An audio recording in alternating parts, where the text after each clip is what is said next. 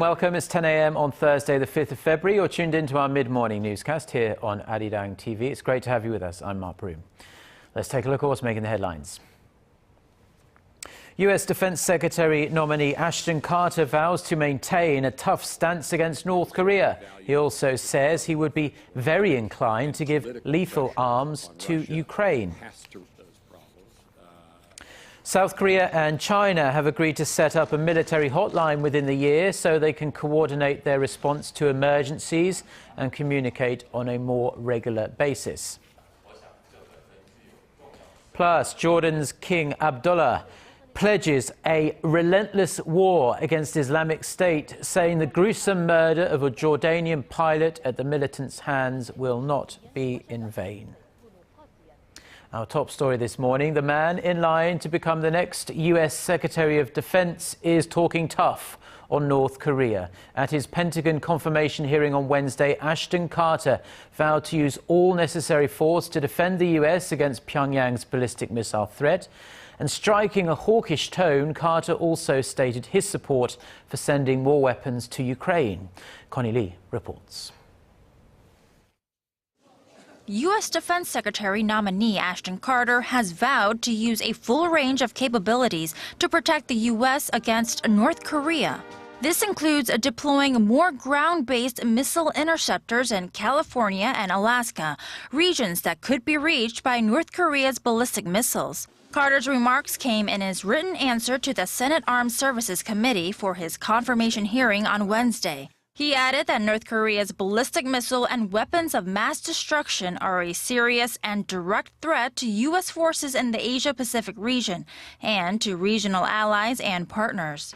And to further protect against and respond to threats from Pyongyang, Carter said he will build up missile defense capabilities and strengthen relations with South Korea.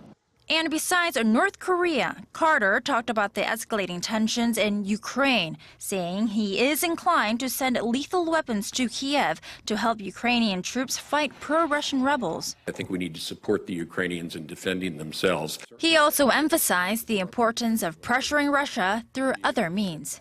The economic and political pressure on Russia has to remain the main center of gravity of our effort at pushing back. And the Europeans are critical to that. So European solidarity and NATO solidarity are critical in this regard. Connie Lee, Arirang News. Now, South Korea and China will set up a military hotline so they can coordinate their response to emergencies and communicate more regularly. This deal was reached on Wednesday during talks between South Korea's Defense Minister Han Min-gu and his Chinese counterpart, who is in Seoul for a 3-day trip. Now, working-level discussions on establishing the hotline will begin soon. Kim Hyun-bin reports. Military and nuclear threats from Pyongyang were at the top of discussions between Chinese Defense Minister Chang Wan-chan and his South Korean counterpart Han Min-gu in Seoul on this Wednesday. South Korea's defense ministry says the two countries agreed to expand bilateral cooperation on dealing with the communist regime. During talks, Mr. Han urged for Beijing to put more pressure on Pyongyang to end its nuclear program. To address the North's continued provocations affecting regional security, the two sides also discussed establishing a direct military hotline with one another, a move that would allow Seoul and Beijing to act promptly in case of a serious threat from the North.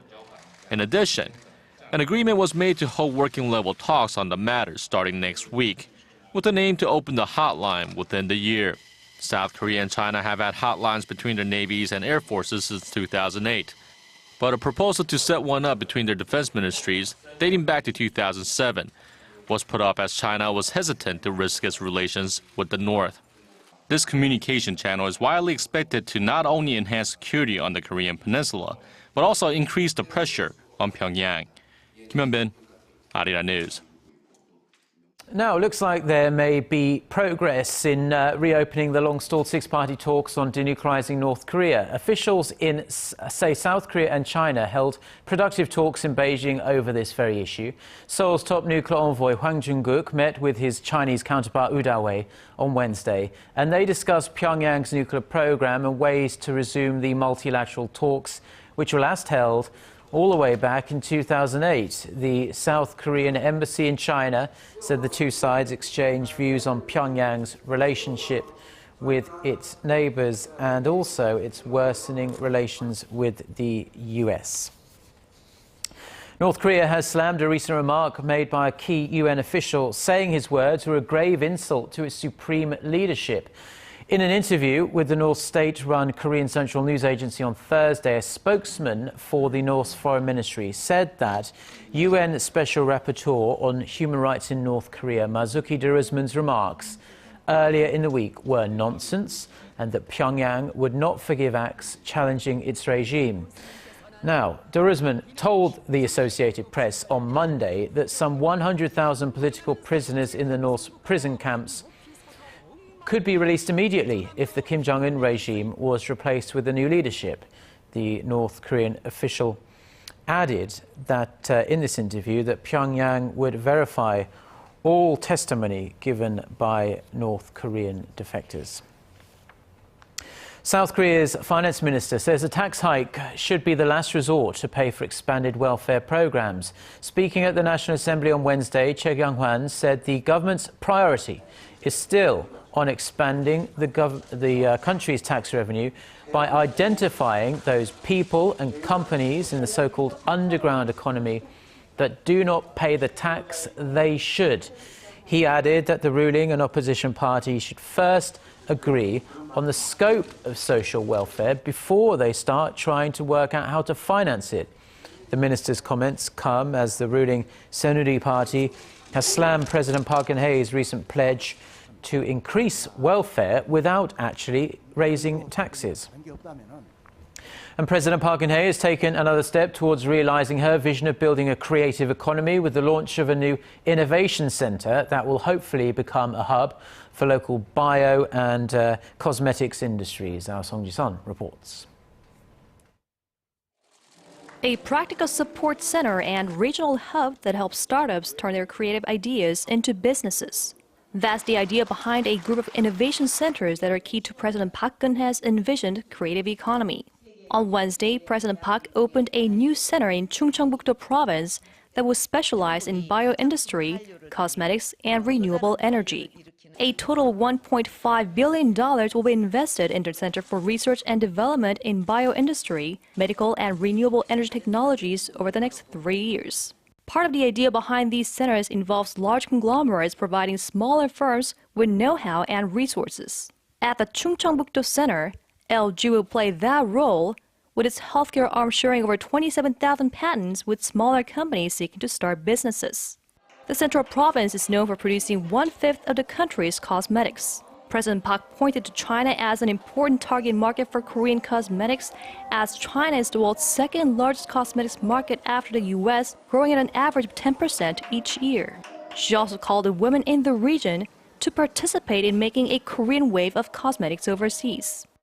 The government will complete the launch of 17 creative economy innovation centers nationwide this year, all customized to foster designated industries in each region. Startups will be provided with R&D and financing support to help ease the difficulties that many smaller companies face when launching a business. Song Ji-sun, Arirang News. And while we're on the topic of cosmetics, Korean-made skincare products are very highly sought after by Chinese tourists who come to Korea in their hundreds of thousands, millions even. And this has given one domestic brand in particular a real boost. Our Kim Ji-yeon reports.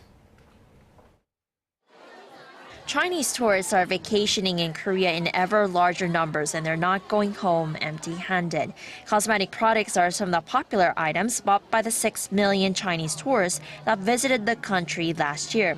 The main beneficiaries of all this are Korean cosmetic brands, with some experiencing two-digit growth. In fact, Korean cosmetic giant Amorepacific Group, which owns brands like Sorasu and Innisfree, recorded its best earnings last year. The firm's sales edged up 25% last year from the previous year to more than $3.5 billion. Its operating profit jumped 52% to more than $517 million. And it's not just the tours behind the company's growth. Its business operations in China have also borne fruit. Amorepacific sales in China increased 44% last year from the previous year. And to cater to the rising demand there, the firm plans to launch its skincare brand Ayope in the Chinese market this year. Meanwhile, its low-end brand Innisfree is expanding into other Asian countries, such as Singapore, Malaysia, and Taiwan, as well as the United States. By increasing its footprint overseas, Amorepacific expects a sales increase of 13% this year to more than $4 billion. This in addition to a 15% increase in operating profits this year from the previous year to $612 million. Due to this, Amorepacific's target stock price has been raised by 10% on Wednesday to nearly $3,000 by High Investment and Securities and Tongbu Securities. Amorepacific was founded in 1954 and is currently led by CEO Seo Young-bae. Last year, it merged with one of the country's largest distribution companies, CJ Kim Jeon, Arirang News. Now, the world's biggest tech firms are betting on the future of the so-called smart home, a living space where every gadget is connected to the internet. And to give themselves the best shot, companies such as Google, Samsung and Intel have been aggressively snapping up promising startups and also experts in the smart home business in general. Our Shin Se-min reports. Intel Corporation, the world's largest semiconductor chip maker, has joined the competition for leadership of the fast-growing smart home market with its recent purchase of Lantique, a company that specializes in broadband access and home networking technologies. With the $280 million purchase, Intel is trying to strengthen its connected home and Internet of Things businesses, and it's not alone. It joins global IT companies like Samsung Electronics, Google, and Apple, which are already racing to get a piece of the action. The smart home market is worth over $48 billion as of last year and is expected to reach over $111 billion by the year 2019, with an annual average growth rate of nearly 20%. Korean tech giant Samsung Electronics closed deals in August for smart home device maker SmartThings and QuietSide LLC, a home automation startup, and the air conditioner distribution company based in the U.S. Apple CEO Tim Cook said last year that the company had invested in 24 startups related to the smart home business in the past couple years. Google, the world's largest search engine, is also in the game. It bought a few startup companies that specialize in home automation to get a leg up on the fast-moving market. With other European IT companies rushing to enter the promising industry as well, it's only a matter of time before more devices inside the home are connected to each other. Shin Se-min, Arirang News.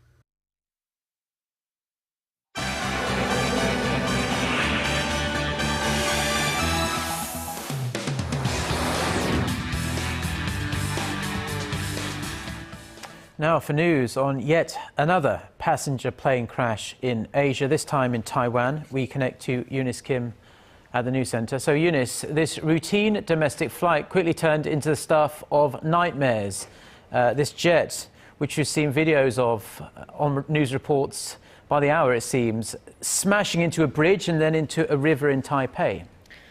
Yeah, that's right, Mark, and investigators are still seeking clues as to what caused the bizarre plane crash, all caught on a dashboard camera of a car that came very close to the jet falling from the sky.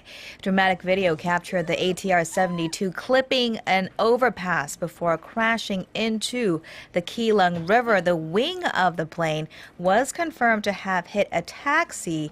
You see there, its driver and a passenger are reported to be hurt. Now, TransAsia's director Peter Chen said the plane had taken off from Taipei Songshan Airport at 11:53 a.m. on Wednesday, bound for the Kinmen Islands. Now, it had lost contact with air traffic control about 4 minutes later, and within minutes careened into the shallow waters. Taiwanese civil aviation authorities said the pilot's final words were "Mayday, Mayday, engine flame out," though that distress call did not offer offer any immediate clues. The death toll could further rise from 31 when search teams returned to the water today. 12 are still missing, with 15 people, including a toddler, rescued.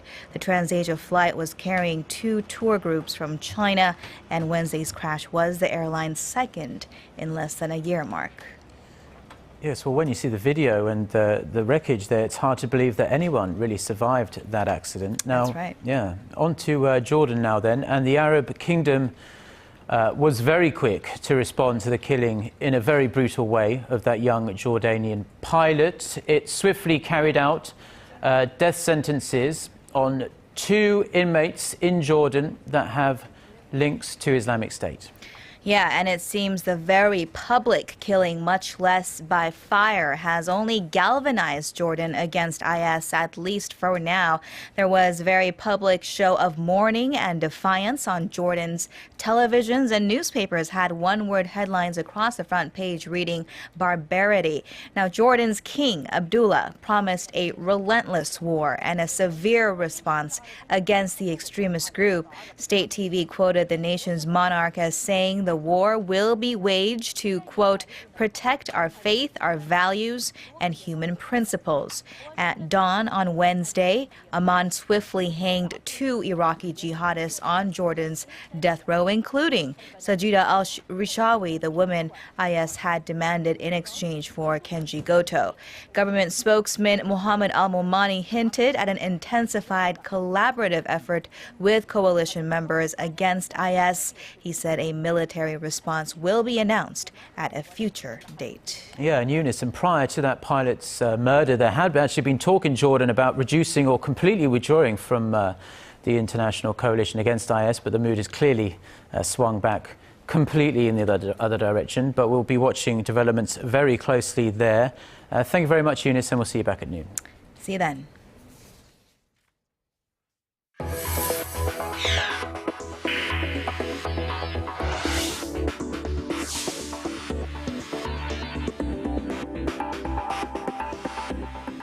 Now, a new hobby is trending here in Korea, colouring books. But these aren't your run-of-the-mill colouring books for small kids. They're actually for grown-ups. I'll go on to our reports on what's behind the popularity of these books. Says colouring is just for kids. The playful act is known to get the little ones used to holding their crayons to learn the first steps of drawing. But now, grown-ups are picking up their own coloring pencils as a trend that started in Europe has arrived in Korea. Now here's a bestseller that doesn't require any reading, just coloring. Secret Garden was published in August last year in Korea after its original release in 2013 in the UK. While the fun factor remains the same as it did years ago, there's a little more substance behind coloring books for grown-ups. Some people believe the act of coloring pictures can relieve people of their everyday stress. Coloring books tend to make me more patient and calm. That's why I buy a number of them each year. Publishing companies were quick to respond to the popularity, realizing the positive psychological effects that coloring could have on their consumers. Coloring books should be approached in a relaxed manner, as it's about getting away from the busy life. So although it takes some time, I think this is the best method to relieve stress. Around 100 different coloring books have appeared on the shelves in Korea in a span of just 5 months, most of them from abroad. But not this one. Folk art artist Heo Gong-im is the illustrator of Minhwa coloring wish book that contains flowers, birds, tigers, and more of Minhwa drawings, a genre known as the art of the common people from the 17th to 19th century. As coloring books became popular in Korea, I thought, why not make one with Minhwa paintings, since Korean traditional elements cannot be found in Western coloring books. Seo also stresses that her book is unlike other coloring books that have been made through computer graphics, as she drew her illustrations herself with a brush. Despite the high demand, there are doubts about the actual healing effects, as experts say there are limits to coloring by yourself, as it may just satisfy a temporary sense of accomplishment. A book may not replace your therapist, but fans of the new trend say it does add an extra splash of color to their everyday lives. Kwon So-ah, Arirang News.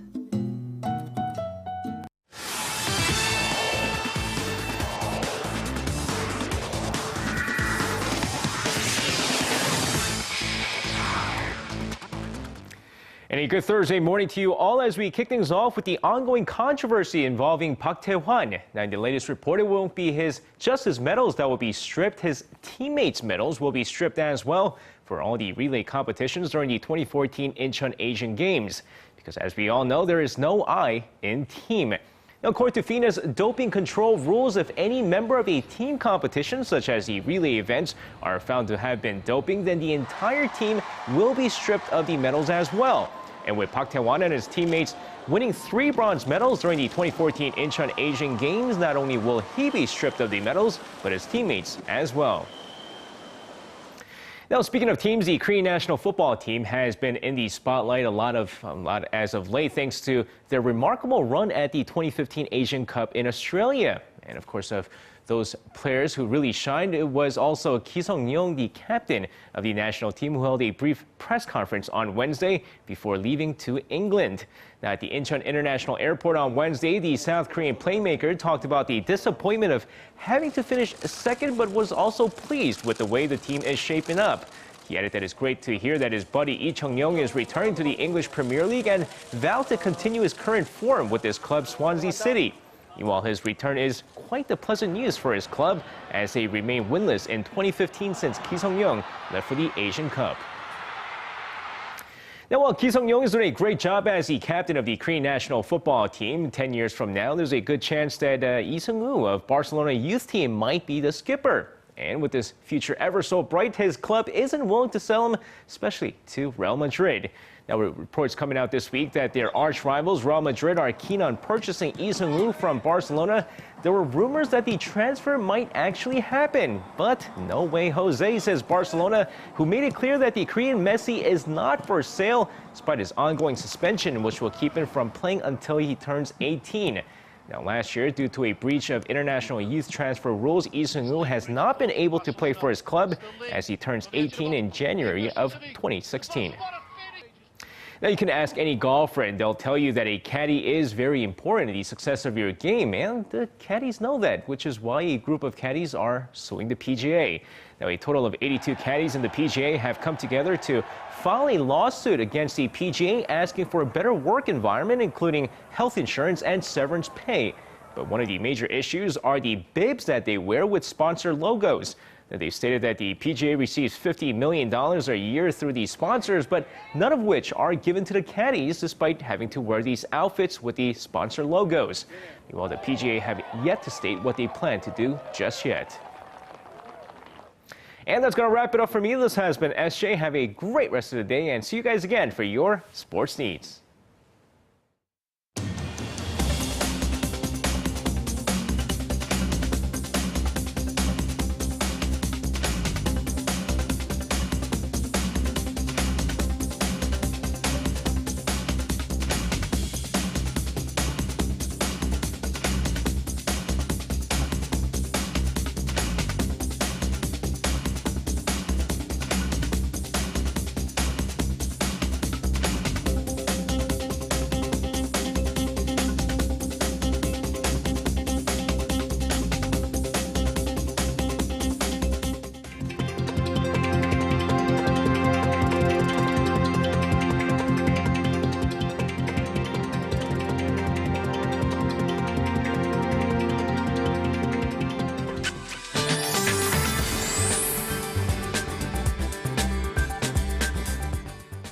Well, in most parts of the nation is having another dusty morning. The level of fine dust are higher than usual, including here in Seoul. But as the day goes on, the level will go back to the normal. As we head into the afternoon, then the sun will dominate the whole peninsula.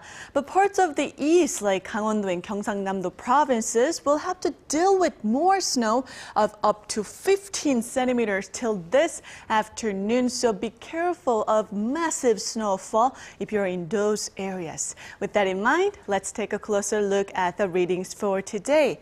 Now, the high in Seoul and Gwangju will climb to 5, while the top temperatures in Daegu and Busan will peak at 6 and 8, respectively. And as for the other regions, Jeju Island and Daejeon will rise to 5 and Dokdo will top out at 2. Now, it seems like temperatures will remain above the seasonal averages for a few more days. Then the temperature readings will sharply drop again on Sunday and remain on the freezing side starting next Monday. That's all for Korea, and here's international weather for viewers around the world.